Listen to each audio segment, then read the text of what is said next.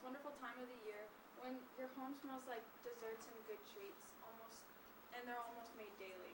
At least that's how it is in my house. The house smells like warm cookies and peppermint from the candy canes, but in our house, it smells like the sweetness of cheesecake. Why should you know about cheesecake, and why should you care? Baking is not only good for fun, but it's something that's valuable to know as you grow up. Not only is baking necessary for goods, desserts, holidays, and special occasions, but baking is a form of cooking meals as well. It's a way to provide for your family. Today, I will teach you how to make cheesecake, so maybe one day you can pass it down to your own children as well. Why I'm credible to speak on this is because I've watched my mom and my grandma make this cheesecake for years.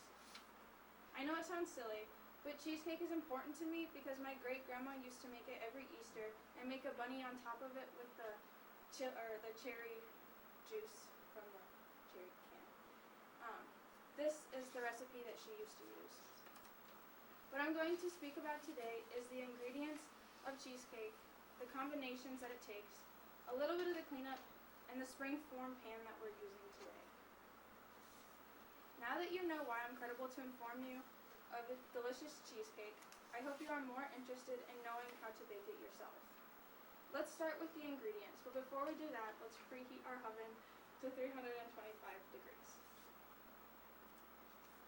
Ingredients for the crust include 1/2 cup of graham cracker crumbs, 5 tablespoons of sugar, 1/3 cup of real butter, not margarine, and be sure to melt it before you use it. Ingredients for the filling include 3 8-ounce packages of cream cheese, 1½ cups of sugar, 4 large eggs separated. I will show you how to separate them later. 1 tablespoon of lemon juice and 1 teaspoon of vanilla. Now that you know the ingredients it takes to make homemade cheesecake, let's focus on the second point, the combination. For the crust combination, you will mix together the breadcrumbs, sugar, and the melted butter. Using a rubber scraper is suggested to get all of the butter out of the bowl. You will then take a 9-inch springform pan and pour in the crust, and press against the sides, the breadcrumbs against the sides and the bottom, spreading evenly. I used a 9-inch pan, or 9.5-inch pan, so my crust won't go all the way to the top of the pan. For the filling of combinations, we will first separate the egg whites from the egg yolks, like mentioned in the beginning of my speech. The reason for separating the eggs is because both play a part in the role of the recipe. The whites make lightening and leavening, while the yolk provides richness. With the egg yolks, we will add the cream cheese, sugar, lemon juice, and vanilla, and then we will mix it all with the electric mixer. Something to keep in mind is to always scrape the sides of the bowls to make sure you're getting everything. In another bowl, we will stir together the 4 egg whites. Beat the egg whites in a circular formation until they're stiff, creamy, and foamy like shown. And then we will fold the egg whites into the cream cheese mixer and mix with the electric mixer. Then we'll pour the mixture into the crust of the springform pan and spread evenly around. Now that you know the combination of my homemade cheesecake, let's take a look at how long we are supposed to bake the cheesecake and what we have to do with the remaining time. We will bake the cheesecake at 325 degrees for 35 minutes. Then after the 35 minutes, you'll turn off your oven, but keep your cheesecake in the oven with the door shut to kind of cool it off. And while waiting for the cheesecake to bake, this is the best time to clean up. But some people also prefer to clean up while you're making the cheesecake, so that's just your preference. Another thing we can do while we're waiting for the cheesecake is to look at the specific pan that we're using. It's called the springform pan. According to What's Cooking America, the springform pan is a 2-piece pan that not only has sides that can be removed, but the bottom comes out too. There is a round base and there's an interlocking band. I don't know if you saw it on the video. And it's usually 2 to 3 inches high that forms the sides and opening and closing with just the flick of a latch. The pan pieces are assembled for baking, and then once contents have been cooked and cooled, the band is opened and removed. So the pan, you can also, you cook inside the pan, and then you put it in the oven, and once it's cooled off, then you can also serve it just by unlatching the round part thing, and the bottom stays there, so that's what the cake sits on. But my case, my breadcrumb, or like my crust was a little crumbly, so we're not going to take off the sides of it. Some people complain about the springform pans and about how they leak if you put liquid in it. And they also might say that they're too difficult and complex to use. But many other people love the non-stick pan because it's easy to use and easy to serve in, and easy just to remove the whole thing from it. The springform pan can also be used for more than just the cheesecake. My grandma's used it for casserole, like pasta casserole, and I've also seen people use it for a gigantic muffin, just a regular cake, stuffed pizza, and my dad's used it for a 7-layer dip. And I know that there's more that can be used for that. In conclusion, a review of my main points were the ingredients that we used in the cheesecake, the combinations, a little bit of the cleanup, and the springform pan that we used. As a vivid conclusion, here's a little more instruction for the cheesecake. You will want to let the cake cool until room temperature and then refrigerate it until it's ready to serve. You don't want to put it right into the refrigerator as soon as it comes out from the oven, because that can create a chemical reaction and make the consistency a little weird. And I hope you enjoy my cheesecake. Thank you.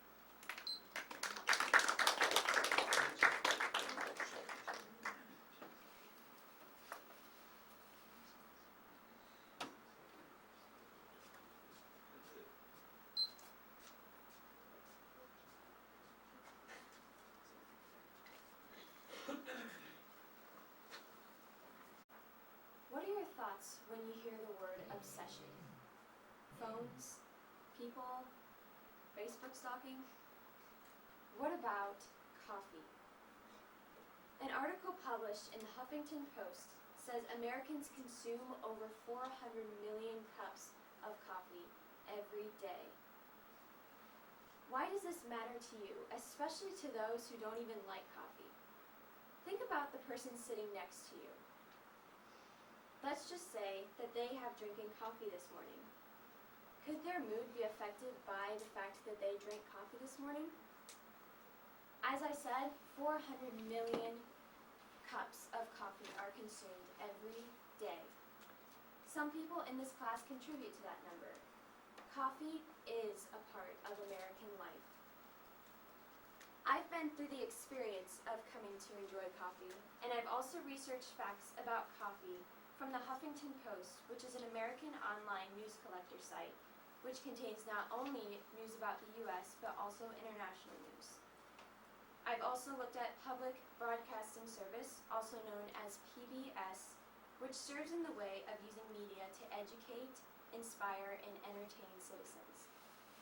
Another site that I used was the American Association for Retired People, otherwise known as AARP, which contains many experiments held by facilities such as Johns Hopkins School of Medicine and Harvard School of Public Health. Now that we know that coffee affects everyone in this room and in America, I want to take a look at the history of coffee, the consumption levels of coffee that can possibly lead to negative effects, and positive facts about coffee. Saying that coffee is a part of American life is an easy thing to say. However, not until we look at the history of coffee do I truly believe that we can understand why it is such an important thing in America. Coffee did not magically come in the form of the Starbucks red cup that we use today, especially during the holidays. In the upcoming facts, I will be giving information about coffee from Tori Avey, who is a writer from the Public Broadcasting Service, also known as PBS. In the raw form, coffee comes in a cherry-like fruit, where the coffee bean is found in the center. There were different variations made back then. In the early days, the cherry-like fruit, was mixed with animal fat to create a type of protein bar. Also, the cherry of the coffee bean was used to make a type of wine, and around 1000 AD, the drink was used with a blend of the coffee bean and the cherry. Not until the 13th century did people start to roast the coffee beans, which is how we make our coffee today. This originally started in Arabia, and it was thought to have been started there because Muslims found it easier to get through their day of prayer if they had coffee. Finally, in 1616, the first coffee shop was founded by Dutch. Slowly, it became more cultivated around the world, but surprisingly, it did not become popular in America until 1773, when the Boston Tea Party took place. It was a symbol of independence, and it was seen as patriotic to drink coffee instead of tea by the Americans. Ever since then, coffee has been growing and changing at a rapid pace. While coffee may rapidly become a popular drink, many people wonder whether or not it is actually healthy to the human body. Consumption levels of coffee can lead to negative effects. The American Association for Retired People, otherwise known as the AARP, quotes Stephen Meredith, who is a researcher at the Johns Hopkins School of Medicine. He believes that caffeine in coffee is classified as a drug and can be very hard to live without once one becomes addicted. Caffeine in coffee can increase anxiety and blood pressure. It can also disrupt sleeping patterns. However, when I was researching these facts, I found that a lot of the quotes were saying more than 3 cups a day. Can coffee be harmful to the human body? Yes. But so are a lot of other foods out there that we eat. The thing that matters the most when drinking coffee is moderation. Moderation is crucial in drinking coffee. Otherwise, we can end up to the negative effects that I mentioned earlier. Now that we have learned the bad parts of coffee, let's look at what America's beloved drink does for us. I'm saying these facts from the same site that I used for negative effects, the AARP. A study at the University of Florida in 2009 found that the caffeine in coffee can reduce the risk of Alzheimer's and dementia by as much as 70%. It contributes to the prevention of other diseases such as oral cancers and strokes in women. The Health's National Cancer Institute did a study on thousands of men and women ages 50 to 71 for 10 years. They discovered that those who drank coffee on a daily basis were less likely to die from diseases such as heart disease, respiratory disease, stroke, and diabetes. The medical side is a really good thing to know about coffee. But another side about coffee that I have come to know and to love is the personal side. It can bring people together. For example, going out with friends, get coffee. Going on a casual date, get coffee. Staying inside with family on a cold Christmas morning, drink coffee. There's even more to it, though. The last fact the AARP shares about positive effects of coffee is a study from Harvard School of Public Health. Coffee cuts suicide risk by 45%. I know this sounds crazy, but Harvard believes that it's possibly because of caffeine's stimulant effect, which helps boost people's moods. Of course, coffee does not fix life's problems, but even studies from Harvard suggest that it can help. Can you believe something as small as a cup of coffee can contribute to such a huge problem in our world today? After hearing a more in-depth view of the story of coffee, it is easy to see why it has become one of the most popular drinks in America. In conclusion, coffee is thought to have been brought about even before 1000 AD. From cherry and a coffee bean mix to the modern-day Starbucks and other coffee drinks all around America. The consumption levels of coffee can lead to negative effects. Many bad diseases promoted by coffee, however, it depends on the amount consumed. Moderation is key at this level. Positive facts about coffee include a decreased risk of multiple diseases and bringing people together.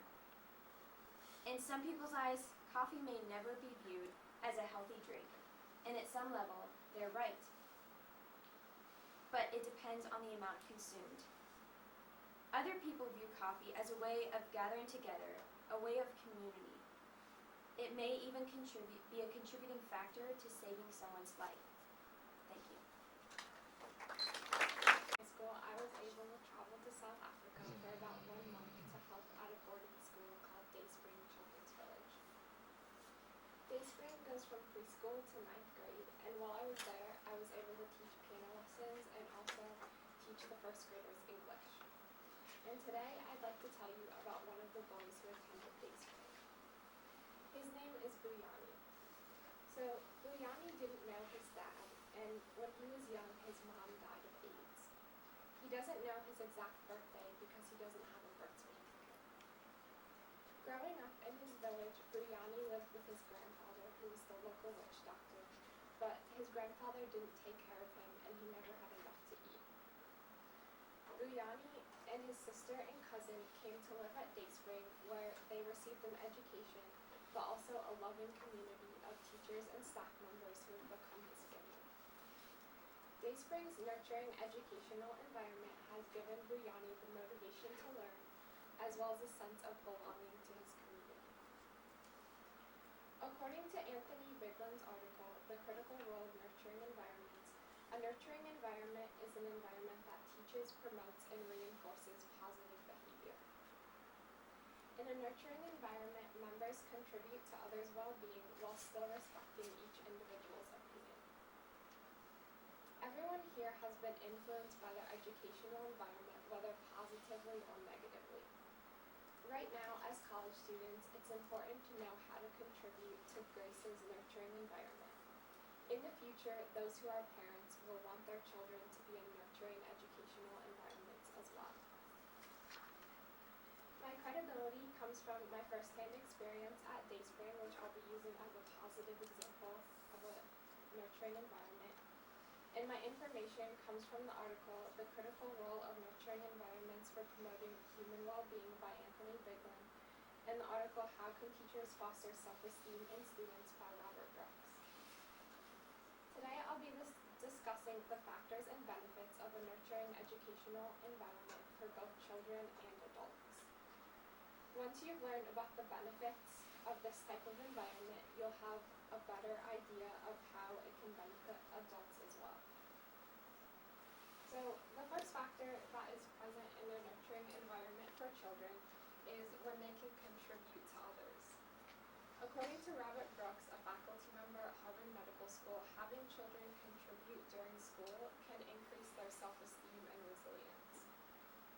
So at Dayspring, an example of this would be each child was responsible to wash their own cup and bowl after meals, and they also had activities where the older children read books to the younger children, and so in this way they were able to contribute, and this led to a sense that they were needed, and so the benefit of contributing is increased self-esteem. The second factor that's part of a nurturing environment for children is having a positive perspective on mistakes. Brooks also explains that children are motivated to learn in school if they view mistakes as opportunities to learn rather than as defeat. So often, children's problem behavior masks root feelings of insecurity, and so the benefit of having a positive perspective is an increased motivation to succeed in school. The third factor that's part of a nurturing environment is positive attention from quality role models. So at Dayspring, the teachers and staff really loved the kids, and that was important because a lot of the kids came from bad family situations. So one of the girls, her dad was an alcoholic, and so she lived with her grandparents. And some of the children lived with cousins or other relatives because they didn't have living parents. So often they felt unloved at home, so when they came to school they would act out, and it's because they wanted attention. And there was a boy that I gave piano lessons to, and he was really struggling with bad behavior, and then after I gave him lessons, his behavior really improved. And that was because he felt valued, and he behaved better because he received positive attention. So getting positive attention is also important because children copy what they see, so the benefit is that they're copying good behavior as opposed to bad behavior. fourth factor that's part of a child's environment is routine. At Dayspring, there was a daily routine.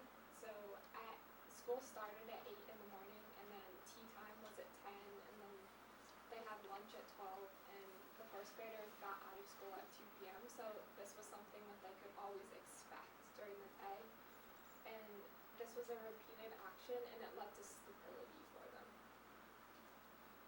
And the final factor for a child's nurturing environment is having a loving family atmosphere.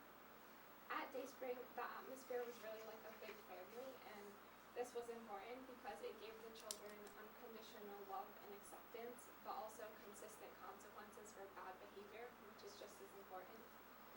And this led to an increased sense of community. So now that you know how a nurturing educational environment benefits children, let's move on to how it can benefit adults. So part of a nurturing educational environment for adults is having respectful interactions with people who hold different opinions. So when I was in high school, I was part of a leadership conference, and they had area high school students come, and one of the things they did was have discussion groups where you were able to talk about your opinion on hot topics like abortion and gun control, and that was a really positive experience because you were able to interact and just say your opinion and listen to why other people believed what they thought. And so this type of positive interaction made me really enjoy learning other people's opinions and why they believe what they did. And so the benefit with positive interaction is having an increased desire to learn.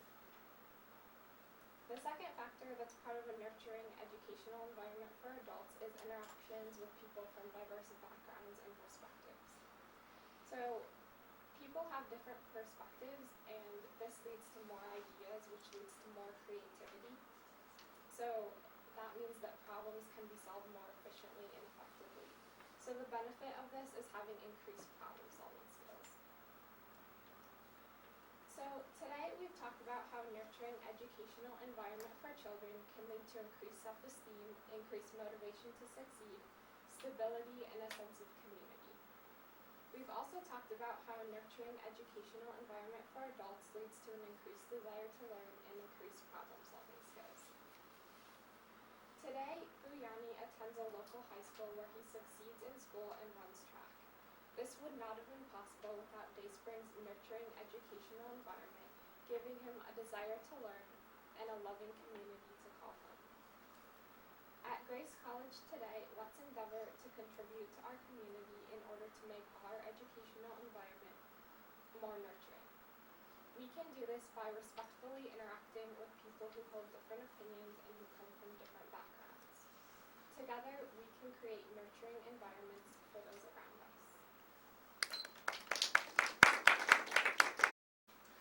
When I was younger, I had extreme anxiety. My anxiety made it so that I didn't have many friends, but I did have one friend. At the age of 7, I met Bobby, and we became best friends. I could tell him anything, and he would keep it a secret, and he always wanted to hang out. We did everything together. Bobby is my 11-year-old tabby cat. When you have anxiety, sometimes a pet is the closest thing to a friendship you will have. But not only was Bobby my childhood BFF, but he served a purpose. He was my ESA, my emotional support animal. According to WebMD, an emotional support animal is an animal, usually a dog or cat, that provides therapeutic benefits to the owner through companionship. Why is this important for you to know about? Well, we are all college students, and with being a college student comes a lot of stress and anxiety.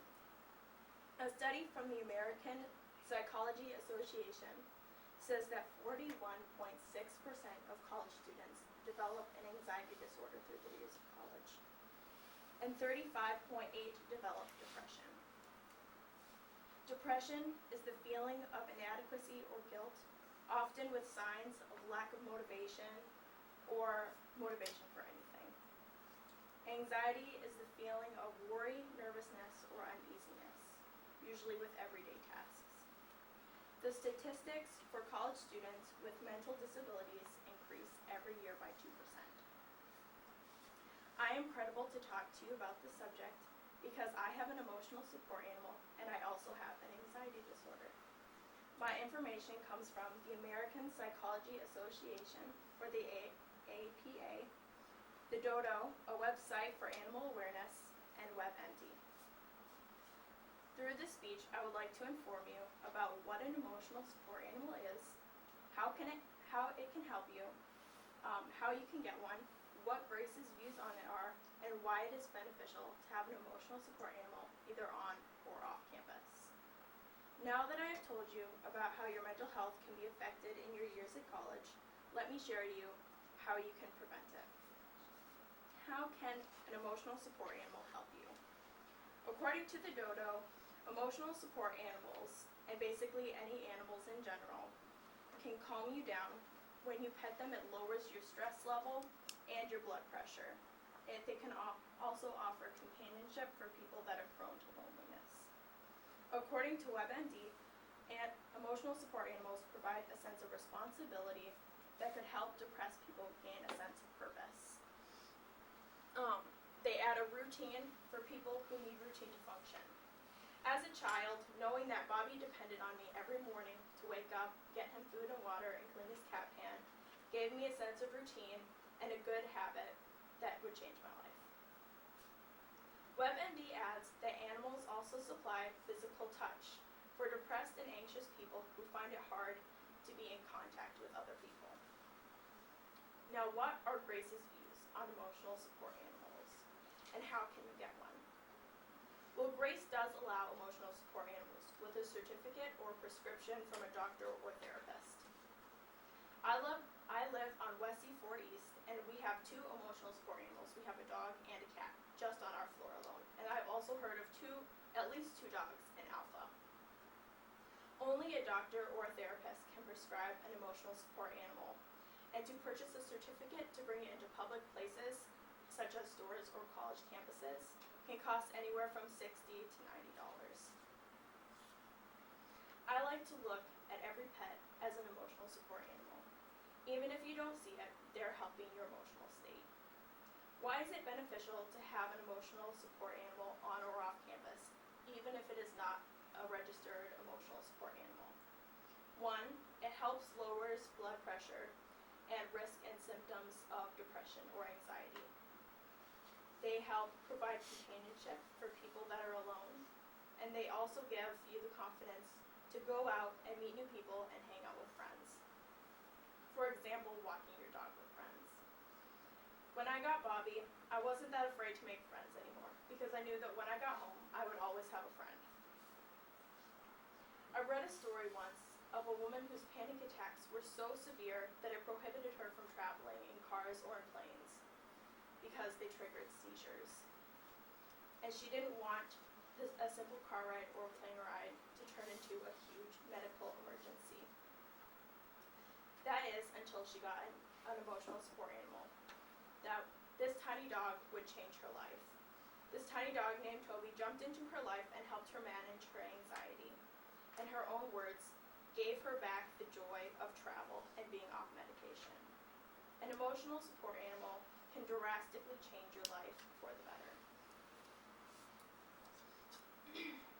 Now that you know more about emotional support animals, let me review a little bit. Emotional support animals are very useful for people with anxiety or depression disorders.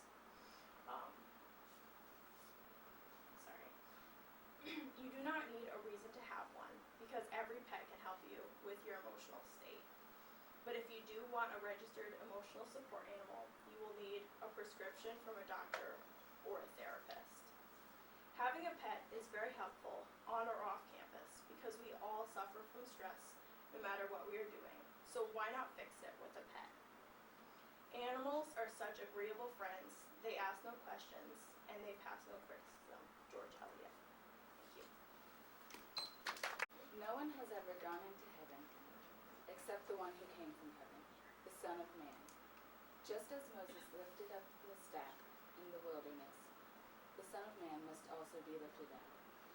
For God so loved the world that he gave his one and only Son, that whoever believes in him should not perish but have everlasting life. For God did not send his Son into the world to condemn the world, but to save the world through him. This is John chapter 3, verse 13 through 17. I bet you recognized a verse in there. John 3:16. I think we all have different things come to mind when we hear John 3:16. It might make you think of a church camp where you memorized the verse, or maybe the day you were saved. However, I don't think we often associate John 3:16 or the passage surrounding it with Christmas. But I think this passage contains important truths about the reason Jesus came on Christmas that is very valuable. This topic is relevant because, as I'm sure we're all aware, Christmas is coming up soon. It's 19 days away. As Christians, it's necessary for us to have a correct view of Christmas because we are the primary source of Christ to non-believers. Our tendency can be, though, to get caught up in the charm or the romance of the season and thinking of how Christ was born in a manger, and that can make us forget the reason Jesus came. I'm credible to speak on this topic because for the past 8 years or more, my dad has been teaching me how to study the Bible. Also, I am a biblical studies major, so this is what I want to go into as a missionary. And my research comes from a very reliable source, the Bible, and that's what I'm using to support my information. Today, I am going to discuss the context of this passage, and then the 3 reasons Jesus came on Christmas. He came to die. He came because of our sin, and he came that we might have eternal life. Before I get into the reasons, I'm going to discuss the context of the passage. In this passage, Jesus is talking to Nicodemus. Nicodemus was a Pharisee of the day. The Pharisees, as I'm sure you might know, were not highly looked upon by Jesus. He even called them whitewashed tombs because he considered them to be dead on the inside. Nicodemus was one of these, but he was slightly different. He came to Jesus in the dead of night. It's significant that he came at night because it shows his determination to see Jesus. But it also shows that he was afraid of what his fellow Pharisees would think of him. He asked Jesus what it meant to be born again that night. He thought that Jesus meant that he would physically be born a second time. However, Jesus corrects him in this passage, and this is the answer Jesus gave to him. Now that we have seen the context of the passage, we can move into the first reason Jesus came. He came to die. Verse 13 starts out, "No one has ever gone into heaven except the one who came from heaven, the Son of Man. Just as Moses lifted up the snake in the desert, so the Son of Man must be lifted up." We often can think of the Christmas story as being quaint, as I said earlier, but in truth, Jesus coming to die makes it seem less so. That's what it means when it says, just as Moses lifted up the snake in the desert, so the Son of Man must be lifted up. That is representing Jesus' crucifixion. Now that we have seen Jesus came to die for us, that brings us to the second reason he came, because of our sin. Jesus came because everyone has sinned.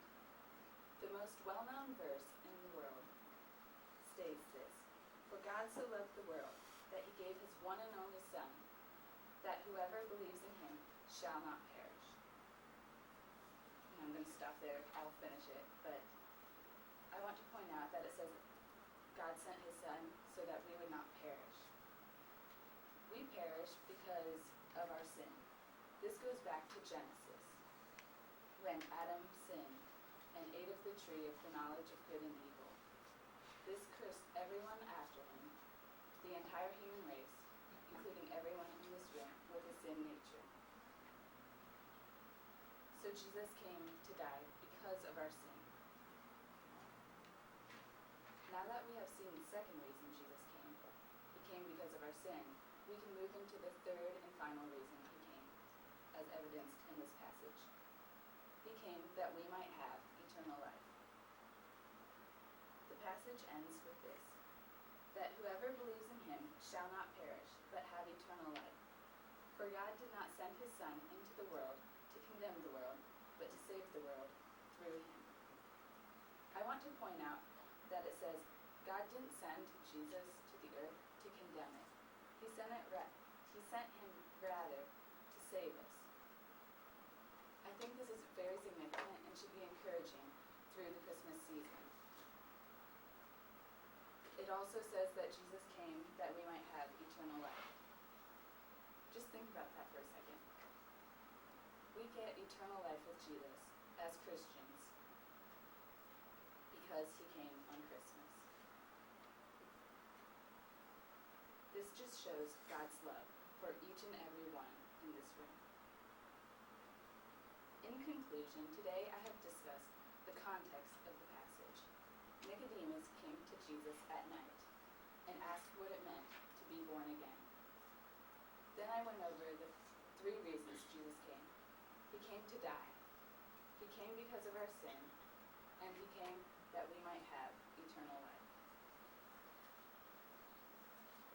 We all face extreme busyness over the Christmas season. But as we face this, I hope that you will remember this, the true meaning of Christmas, that Jesus came to die. He came because of our sin, and he came that we might have eternal life. I hope you'll keep this in mind, because it truly is the best gift you can ever receive.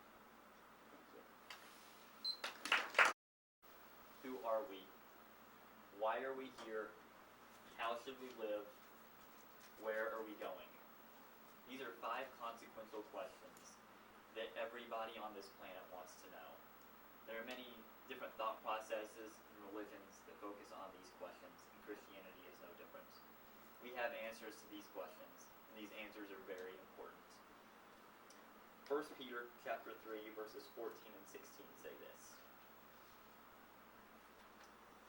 But even if you should suffer for righteousness' sake, you will be blessed. Have no fear of them, nor be troubled. But in your hearts, honor Christ the Lord as holy, always being prepared to make a defense to anyone who asks you for a reason for the hope that is in you. Yet do it with gentleness and respect, having a good conscience, so that when you are slandered, those who revile your good behavior in Christ may be put to shame. This verse is the basis for apologetics, which is the study of the defense of the Christian faith. It is becoming increasingly important for Christians to have answers to questions, as well as a good defense for why we believe what we believe. Many Christians cannot answer simple questions about their faith, and a knowledge of basic apologetics will help immensely. I have studied apologetics extensively since my junior year of high school, and I have also read multiple books on apologetics, and I regularly listen to podcasts about apologetics by people like Robbie Zacharias. My information comes from previous knowledge, as well as the Bible and the book I Don't Have Enough Faith to Be an Atheist by Norman Geisler and Frank Turek. I'll talk about 3 main parts of apologetics today: defending God's existence, historical evidence for the Bible, and answering difficult questions. The first part of apologetics that I would like to examine is how we can defend God's existence. Science and religion have always seemed at odds a lot of times, but they're not. There's one thing called the cosmological argument. It talks about the beginning of the universe, and it states this: everything that had a beginning had a cause, and that's the law of causality, which is the basis of all science, and science hinges on this. So everything that had a beginning had a cause. The universe had a beginning, therefore the universe had a cause. Einstein, so in the early 19th century, the leading scientific theory was that the universe was eternal. And this obviously went against what God says. And then Einstein came up with this theory of general relativity, which he he tried to fudge calculations on because he knew if this theory was right, then the universe had a beginning. But he got caught. So now we know the universe had a beginning, and that is the leading scientific thought. So it's come around to what the Bible says. Then there's the teleological argument, and that talks about the design of the universe and the fine-tuning. It goes like this. Every design has a designer. The universe has a highly complex design. Therefore, the universe had a designer. Humans and the universe are so complex. When we look at things, we know that what they have a designer or not. We can look at the Grand Canyon and Mount Rushmore. It's pretty obvious when we look at Mount Rushmore, that didn't just happen. There was a designer. But when we look at the Grand Canyon, that was formed by nature and ultimately God. When we look at the complexity of the universe, some say that there's no designer. But it is so complex and so perfect that there has to be a designer. Then there's the moral argument. It goes like this. Every law has a lawgiver. There is a moral law. Therefore, there is a moral lawgiver. According to Norman Geisler and Frank Turek in their 2004 book, I Don't Have Enough Faith to Be an Atheist, to believe in moral relativism is to argue that there are no real moral differences between Mother Teresa and Hitler, freedom and slavery, equality and racism, care and abuse, love and hate, or life and murder. We all know that such conclusions are absurd. So moral relativism must be false. If moral relativism is false, then an objective moral law must exist. Therefore, a moral lawgiver must exist. One of the biggest books that talks about the moral law I'm currently reading right now, and that's Mere Christianity by C.S. Lewis. Now that you know the basics of effectively defending God's existence, it is important to examine the historical evidence for the Bible so that we can show that the Bible is a reliable and accurate book. I'm going to look at two things. The first is the early testimony of Jesus. There were 10 non-Christian writers who mentioned Jesus within 50 years of his life. In contrast, there were 9 non-Christian writers that mentioned Tiberius Caesar, the Roman emperor. Nobody doubts the existence of Tiberius Caesar, and there was more non-Christian writers that wrote about Jesus than they did Caesar. So it seems pretty clear that there's plenty of evidence for the reliability of the Bible. There's also eyewitness testimony of Jesus, especially by Luke, because Luke was he was unbiased. He wasn't a disciple. He was just recording the events of the time. In the last 16 chapters of Acts, there are 84 confirmed facts by historical and archaeological evidence. There are also 35 miracles in Acts. So why aren't those true? Why doesn't science view those as true? They are. According to Geisler and Turek, in light of the fact that Luke has proven accurate with so many trivial details, it is nothing but pure anti-supernatural bias to say he's not telling the truth about the miracles he records.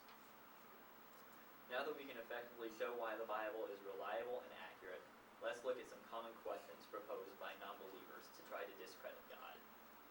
The biggest question is, why would a good God allow evil and suffering? We as Christians know that it goes back to the fall of man. God doesn't cause evil, but he allows it to exist because of our human nature. What about contradictions in the Bible? People ask that a lot. So you ask them to find one. If they think they found one, help them show how it fits into the whole grand story or how they've taken it out of context. And then there's a question that no Christians really like to get asked either. What about those who never hear about Jesus? We do have an answer to that, and it's not one that we like a lot. It's found in Romans chapter 1, verse 20. For his invisible attributes, namely his eternal power and divine nature, have been clearly perceived ever since the creation of the world, and the things that have been made, so they are without excuse. So it is saying, this is the theory of, well, not theory, but this is general revelation, that we can see God through nature and through the works. This isn't not the best way that we want it to be, because it makes God almost look like a bad guy, but we know he's not. So in review, the 3 biggest parts of apologetics to me are defending God's existence, historical evidence for the Bible, and answering difficult questions. So let's look back at the 5 consequential questions from the beginning. Where did we come from? We We were created beings by God. Who are we? We are image bearers of God, created in His image to do good works and to believe in Him. Why are we here? We're here to glorify to God and to serve Him and serve others. How should we live? We should love God, love others, and follow His commandments. And where are we going? Well, that depends on what you believe on this topic. If you believe in Jesus and you have faith in Him, then we can know where we're going. But if you don't, we know where that ends up too. We have all the answers right in the Bible. So what are we going to do with them? Family traditions. I think we all have a form of a family tradition, whether that be cutting down the Christmas tree or hanging ornaments on the Christmas tree or baking cookies or going on an Easter egg hunt every Easter or going to Grandma's house every Thanksgiving. We all have some sort of family tradition. My family tradition is baking Miss Flo's lemon cookies every Christmas. We bake them as a family, and they're all gone by the next day. So, even if you don't necessarily have a family tradition, I'm sure it's safe to say that we all like cookies, right? Well, okay, if you don't like cookies, if you don't agree with that, then I'm sure that you have someone in your life that's special to you. And to me, that was Miss Flo. My family has known Miss Flo since I was a year old. She grew up in my life. I never knew a life that she wasn't there. I would help her and my mom make her famous Miss Flo's lemon cookies every year. And that's why I'm credible to talk to you today. I want you to understand who Miss Flo was in my life, the history of who she is. And then I want to explain to you how to make her cookies. So before I talk to you about how to make these delicious lemon cookies, let me tell you about the amazing lady that's behind these cookies. My family met Miss Flo at the church that my dad was a youth pastor of. Her and her husband were very passionate about the youth and the next generation. And so they worked a lot in the youth group next to my parents. They worked very closely with them, and so it just makes sense that our families would get close, and they did. And we still are to this day. We're still very close with her family. There are two things that I will never, ever forget about Miss Flo. The first thing is that she is a prayer warrior. When I think about a prayer warrior, I think of her. An example of this is her son was getting married in April. So we all know, April showers bring May flowers. Well, it was an outdoor wedding, and they had no plan B. It was just going to be outside. And they were terrified that it would storm that day. But Miss Flo prayed for weeks and even months before the wedding happened. And that was the only day within the week that it did not rain. And it was beautiful. It was the perfect outdoor wedding. She is the type of woman that I swear that God just loves, and He will do anything if she asks for it. The other thing that I will never forget about her is her hospitality. Her house is the spot to be. If you're happy, if you're sad, if you need a hug, if you just need food, you go to Miss Flo's house. That's just what everybody knew. And she loved it. She loved having people in her home, and she loved feeding those people. She always had somebody in her home that was a guest. So because of this, she needed food that she could throw together quickly, or that she could just have on hand that would last for weeks at a time without going bad. So with that, she created a cookie, and that's what I want to explain of how to make to you. So again, remembering that she loves people in her home, and she loves feeding them, and she needs something really quick and delicious so that they'll keep coming back, she came up with the lemon cookie, her lemon cookie.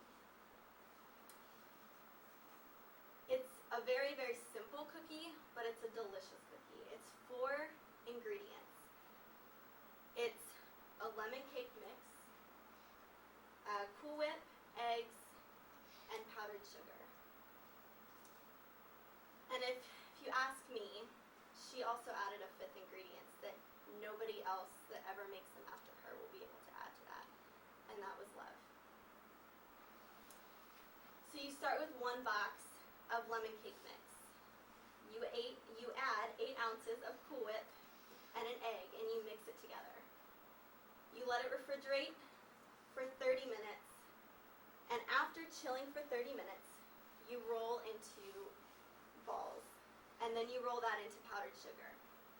Seems pretty simple, right? And then you're going to bake those for 10 to 12 minutes. Her cookies, like I said, were made with love. So if she made them, they were the best. Nobody can ever make them as good as she was, or as she will, and she can. Her cookies are the kind of cookies that you can eat straight out of the oven, like you can eat any kind of cookie straight out of the oven. It's warm and delicious. But then you can also eat it 2 weeks later, and it's still as good. So in conclusion, Miss Flo is the most hospitable person I have ever known, and I think I will ever know. She always had people in her home, and she always had somebody to feed, and she loved feeding people. She created her lemon cookie to meet that need of people being in her home and something quick that she can feed them. It required only 4 ingredients, or if you count 5, if you count her love that she put into it. And that's what makes her cookies the best, is because she put that love in it. You know, it's funny how food brings people together.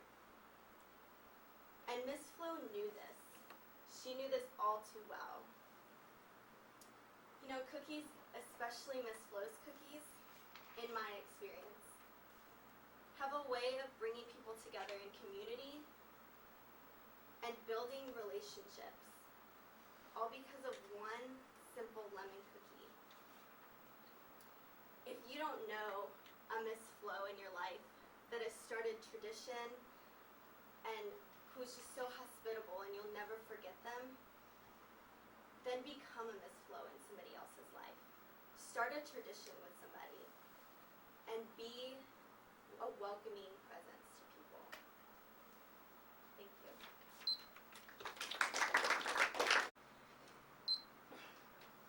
In light of all of these philosophically deep and inspiring speeches that we've experienced this year, I thought it was time for a bit of levity and encouragement. I come to you today with a speech to present with you the lifestyle that we should all be living, a model of character and a creed to live by. In today's world, we highlight ambition, we idolize intelligence, we are often starstruck with bravery and courage. These things are truly admirable and amazing, but unless they're tempered by other characteristics, such as loyalty, what is courage without loyalty? Intelligence tempered by generosity, and cunning and ambition tempered by hard work.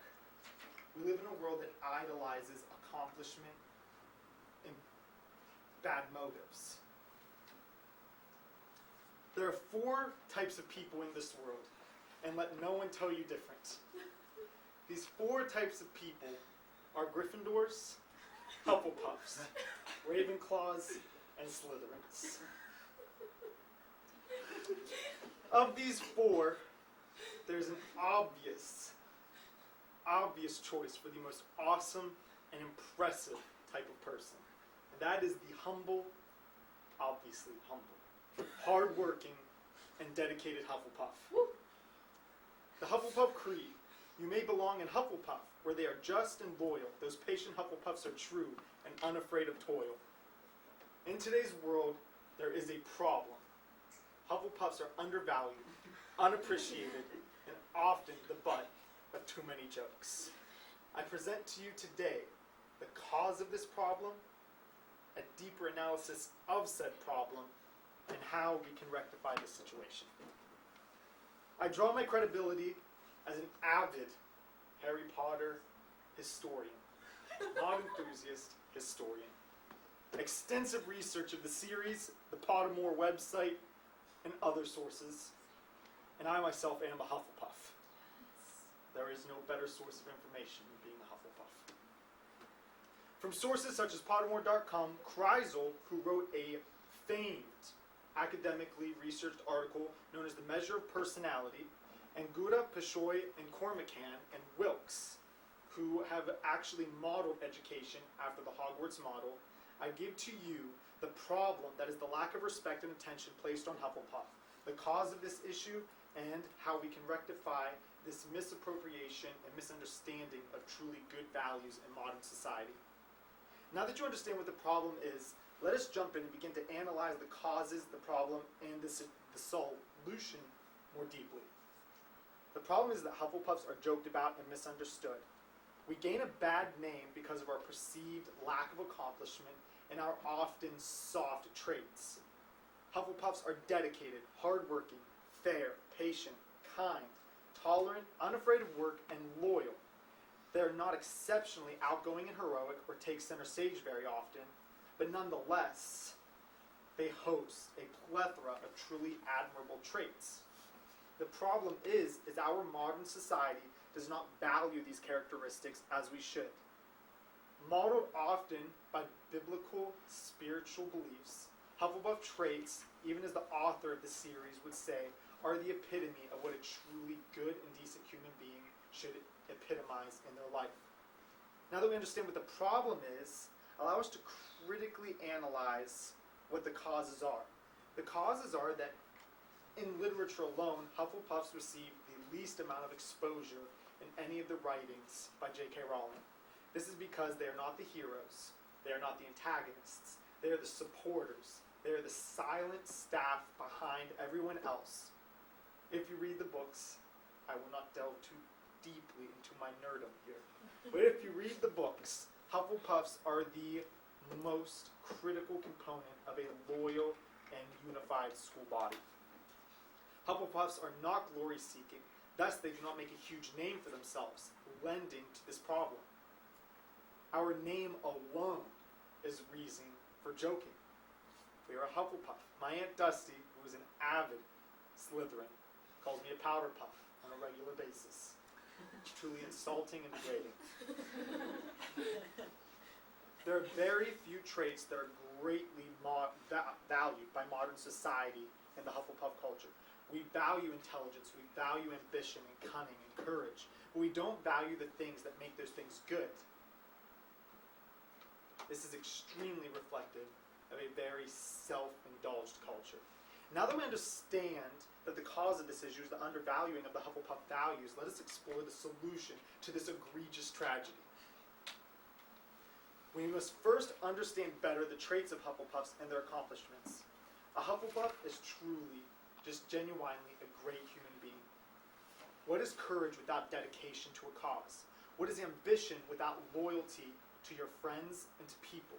What is intelligent without hard work to apply what you have learned? Hufflepuffs, according to the author of the Harry Potter series, J.K. Rowling, are the best house because they epitomize what she believed to be a great and awesome human being. Within our modern culture, there are a few examples of some celebrity Hufflepuffs that I believe, in of itself, prove to us why we should be Hufflepuffs.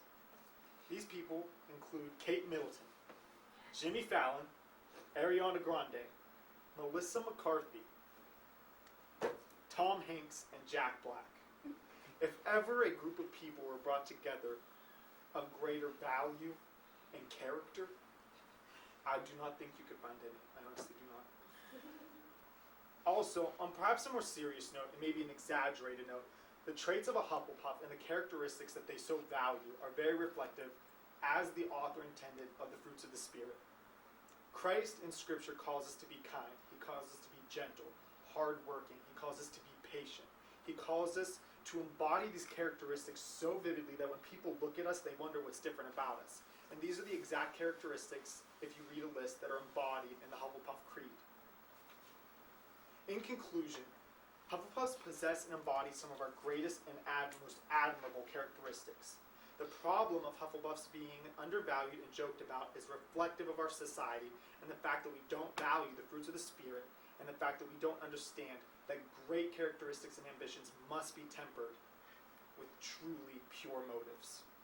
This is caused by adversely idolized values in society such as ambition, bravery, intelligence alone. The solution is to understand and to learn of the merit behind the values of a Hufflepuff way. In all seriousness, there is no such thing as a Hufflepuff. Harry Potter is fictional, but there is something to be learned here. As we go into our lives and as we analyze ourselves, we can have great ambition, we can have great courage, and we can be truly intelligent. But we have to learn to balance these things with loyalty, with generosity, with hardworkingness to ensure that we create impact and to make sure that we are not self-serving, but loving and serving those around us. So it is my encouragement to you, regardless of what house you ascribe to, regardless if you even know what this all is, to perhaps check yourself, encourage yourself to live more like a Hufflepuff would. Thank you. Lancers. Let's go, Lancers. Every cheerleader gets fired up when someone sparks the "is cheerleading a sport" debate. Whether it's a football player in one of your classes, a teacher who talks down about cheerleading, or a friend who doesn't understand why you're not involved in something more athletic. You want people to know that cheerleaders are athletes. That quote comes from Varsity, which I'll talk about in a little bit. This is relevant to you guys because everyone in this room knows a cheerleader, has seen cheerleading, and has probably witnessed it. Is cheerleading a sport debate? And if you think you don't know a cheerleader, well, hi. My credibility comes from my 17 years of cheerleading, which also equals out to 27 total seasons of cheerleading in addition to my 4 years of All-Stars cheerleading. And I also did research from Varsity, which I previously mentioned, which is a widely accredited cheerleading association. They make cheerleading uniforms and host cheerleading competitions and sponsor cheerleading squads across the nation. And even our cheerleading squads or cheerleading uniforms here at Grace are from Varsity. In this speech, I'm going to talk about the history of cheerleading, the purpose of cheerleading, as well as male cheerleading and why they're important and how they affect cheerleading as a sport. Now that you have a brief understanding of cheerleading, let's talk about the history, like I just said. Cheerleading started in 1898 at the University of Minnesota when Johnny Campbell started an all-male pep squad, and the first organized cheer was Rah Rah Rah, Ski U Ma, Varsity, Varsity, Minnesota. Following that, in 1923, the University of Minnesota, again, was the first cheerleading squad to allow females to cheer. And in the same year, tumbling and dancing were now incorporated into cheerleading. Before that, it was just chants and clapping. And also in the same year, the University of Oregon was the first to use crowd participation flashcards. In 1948, Lawrence Herky Herkimer created the first cheer clinic. Lawrence Herky Herkimer also created the Herky jump, which you prep, this leg goes up, and this leg goes out. And then the pom-poms, which we all know what those are, and a spirit stick, which slightly resembles a baton from track, but it's sparkly. And then in the 1960s, cheerleading was now found in high schools and middle schools across the nation. And again, Lawrence Herky Herkimer created the first cheerleading association called the NCA, the National Cheerleading Association, in 1961.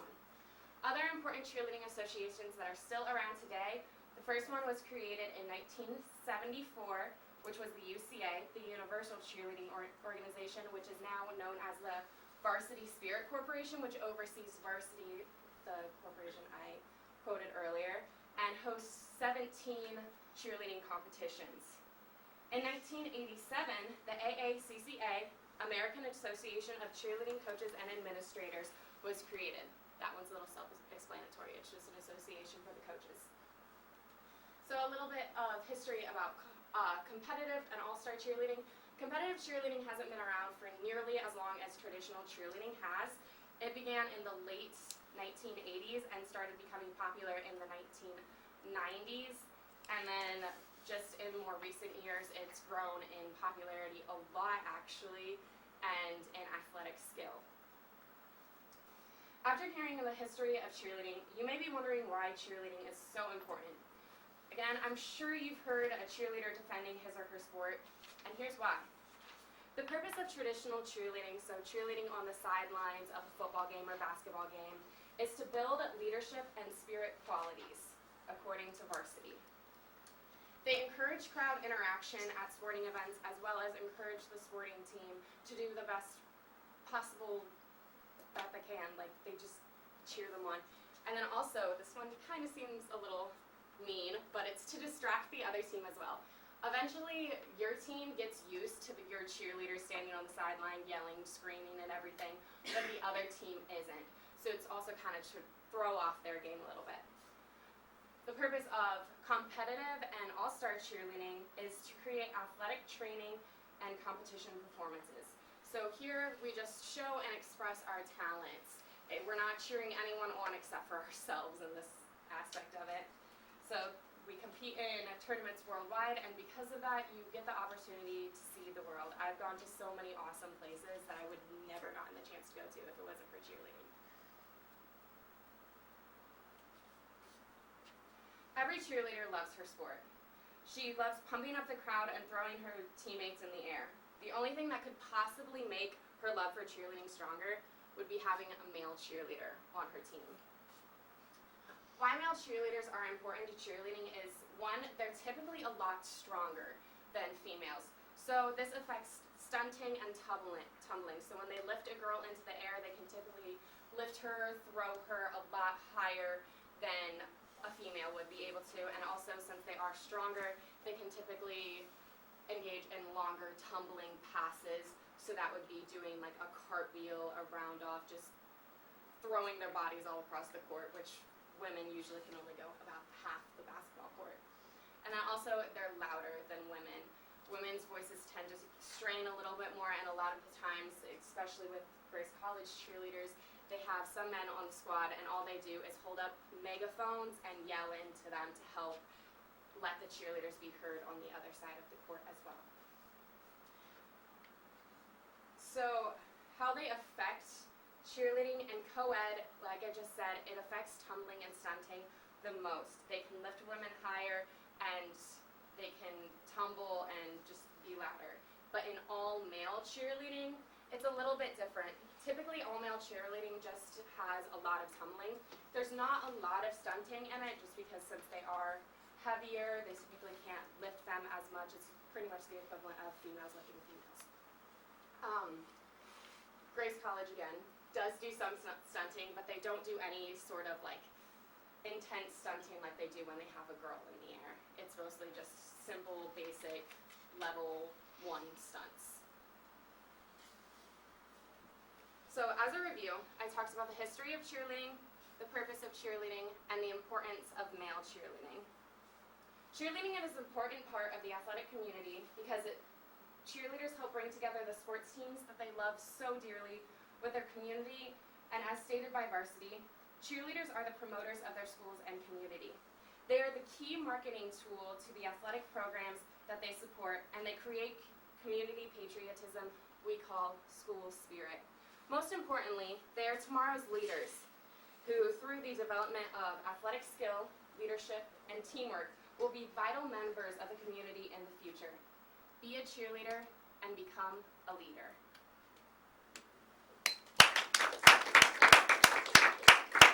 Think outside the box. Few and far between. A level playing field in this day and age. These are all different cliches that I'm sure most of you have heard of or have even used in your life.